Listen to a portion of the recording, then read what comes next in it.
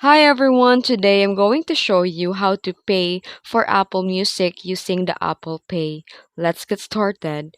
First, open the iPhone settings. Unlock your iPhone and go to settings and tap on your Apple ID or profile at the top. Then go to the payment and shipping and tap add payment method. Select the Apple Pay as your payment method and take note that Apple Pay will only show if it's supported in your region. Then after selecting an Apple Pay, tap done and to save your changes.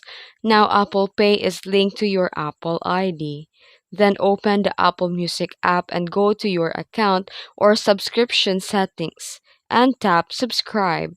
Your payment will automatically be charged via Apple Pay. And that's it. You've now successfully set up Apple Pay to pay for Apple Music. If you found this video helpful, don't forget to like and subscribe for more tutorials. Thanks for watching.